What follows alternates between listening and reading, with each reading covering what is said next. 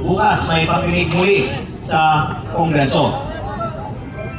Hindi tayo gaganap ng kagaya nung isang araw.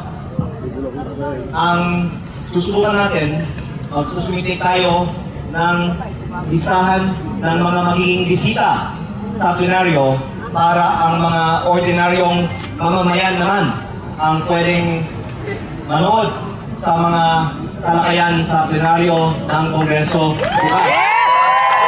Dahil kailang hearing na ang Kongreso at parang paikot-ikot ang mga usapan at sa tingin ko naman ang mga kongresista ay lahat naman nakakaalam na kailangan ng umaksyon, kailangan lang nilang maalala na sila ay pinapanood ng buong bansa at baka hindi sapat na pinapanood sila sa TV, baka mas kikilos sila pag pinapanood natin sila ng personal sa loob mismo ng Kongreso.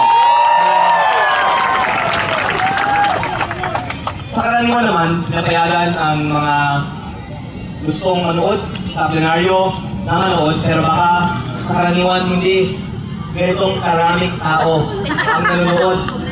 Lagi sa totoo lang, konti lang nga ang pupasok sa Kongreso kaya baka maninibago sila pag punong-puno ang plenaryo ng mga taga-unang distrito ng Batangas.